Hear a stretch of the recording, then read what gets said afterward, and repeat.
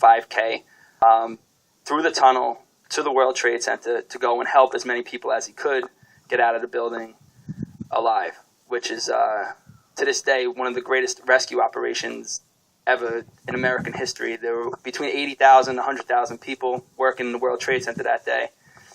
And unfortunately, over 3,000 people did pass away, including 343 firemen, including Steve Siller, who had reported in at the base of the World Trade Center with a unit and went to work in the World Trade Center before they had collapsed.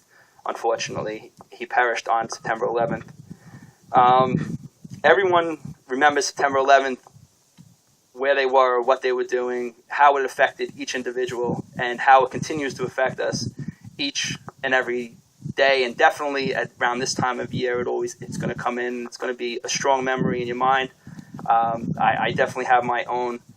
And the Siller Foundation was created so that Stephen's story, which is an incredible story in itself, is always remembered. And they created the Tunnel to Towers race a year or two afterwards.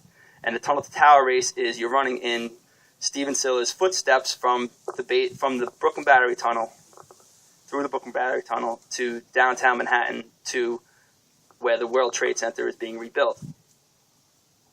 The purpose of George creating the Tunnel to Towers race was simply to do good, the same way that his brother wanted to do good on September 11th, and the family always wanted to do good. And it's a simple phrase, and it really takes on quite a life of its own. As the story goes, is they created the Tunnel to Towers run, and in a couple of years, just to support the family with the 5 children. It took off. It currently has more participants than the New York City Marathon. And as it was taking off, and the wars in Iraq and Afghanistan were going on, he decided that these proceeds should go towards a bigger and better cause. With the veterans coming back wounded and disabled and with multiple amputations, they decided that these families could use a lot more help than what was currently being done.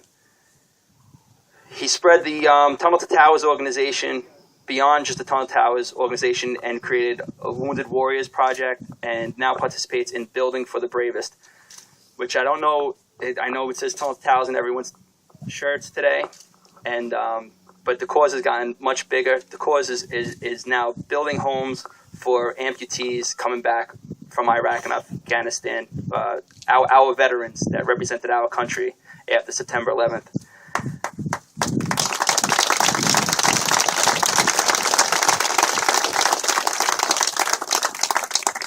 I was fortunate enough to volunteer for a couple of fundraisers, one for a Staten Island, a member of the Staten Island community who came back a quad amputee. His name is Brendan Morocco, and his smart home was completed a year and a half ago, and it's completely accessible for him in his current state in a wheelchair. It's a modern smart home. You can look it up on buildingsforthebravest.com. Now there's 15 such projects going on, and that's because each of you here today, like I said, I don't know if you even realize it, but you're here, you're doing good today. By being here, you are contributing to this great cause, and I think you should all give yourselves a round of applause. And thank you for having me.